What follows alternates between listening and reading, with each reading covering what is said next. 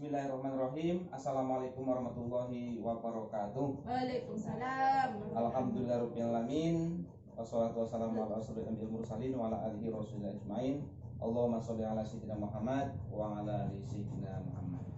Bersyukur kepada Allah Taala, Tuhan Yang Maha Esa, pada kesempatan sore hari ini kita semua dalam keadaan sehat walafiat. Kemudian salam kalau boleh kita selawatkan kepada Nabi Rasul ucapan Allahumma sholli ala sayyidina Muhammad wa ala ali sayyidina Muhammad. Baik ibu-ibu yang saya hormati, pada kesempatan hari ini ya, apa kabar semuanya? Sehat kan? Alhamdulillah. Sehat ya.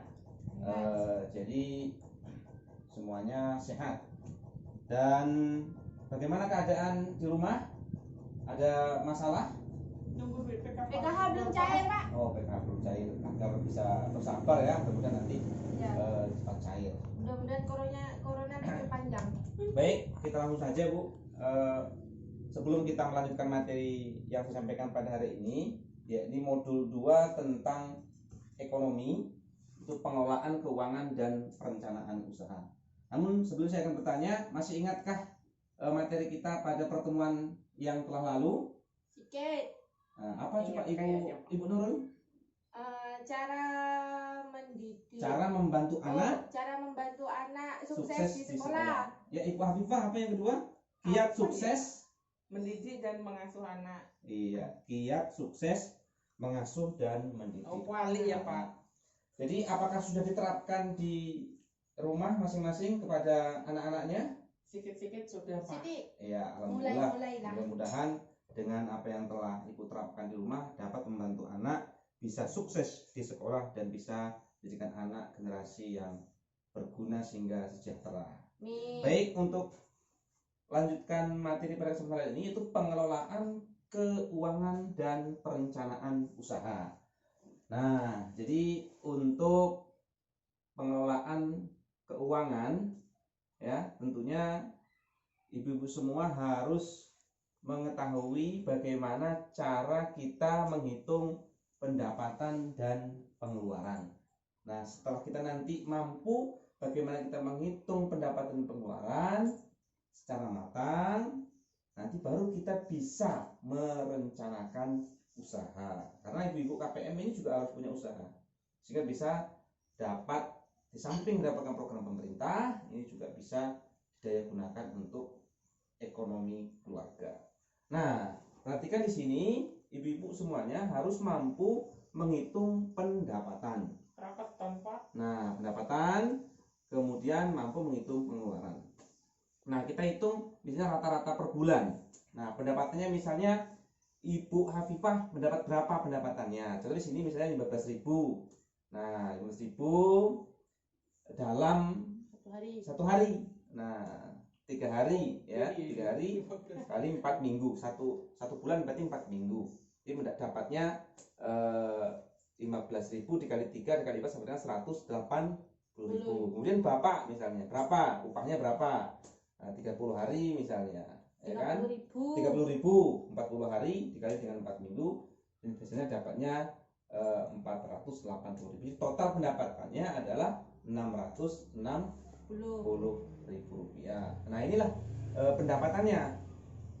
Nah, kemudian pengeluaran. Nah, pengeluaran itu juga kita hitung dalam 1 bulan ya, kita hitung apa saja yang menjadi pengeluaran pokok kita.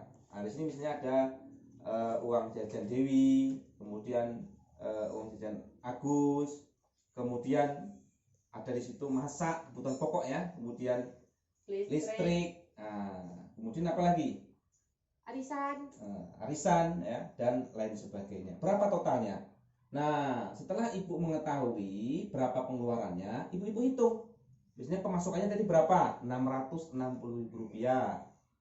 Ya. Kemudian pengeluarannya berapa? Nah, misalnya di sini tertulis 840.000 rupiah berdasarkan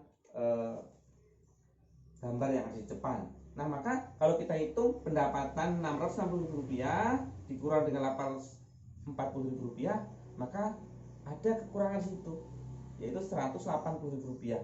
Selisih pendapatan pengeluaran. Nah, selisih kurangnya apa? Iya. Sampai di sini ibu-ibu bisa dipahami?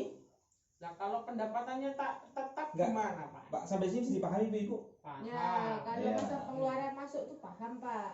Baik, biar kita refresh ketika saya bilang halo, ibu-ibu jawab hai. Nah, ketika saya bilang hai, ibu jawab Halo. halo. Nah, nanti saya bilang halo halo, ibu jawab hai hai, seperti itu. Ketika saya bilang hai hai, ibu jawab halo halo. Bisa dicoba ibu? Nah, coba Pak, Ya. coba. Kayaknya sedep itu. Halo, Hai. hai, Halo. hai hai. Halo.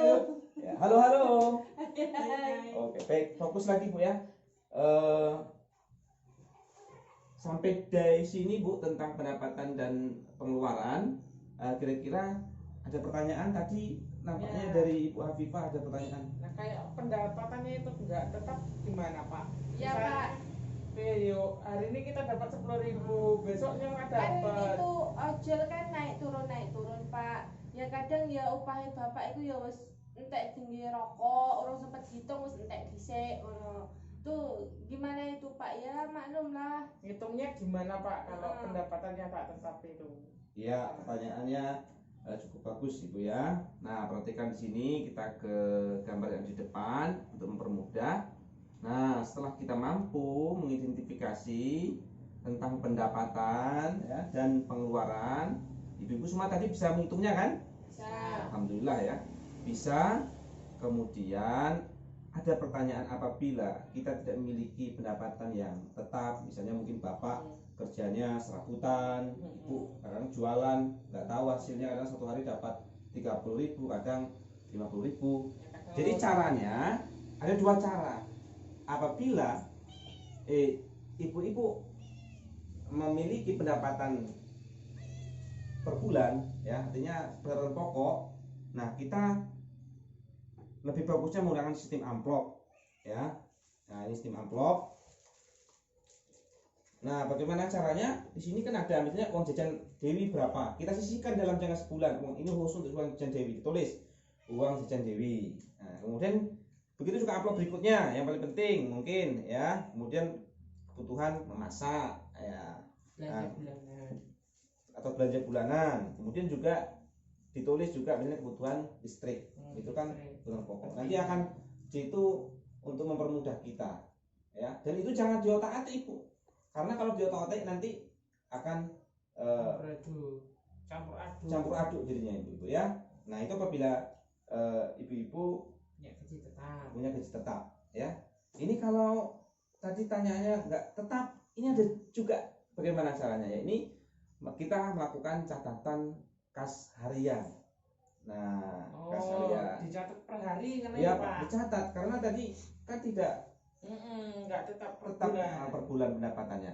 Jadi di sini ini caranya ada catatan kas harian, bisa kita contohkan pada bulan Februari misalnya.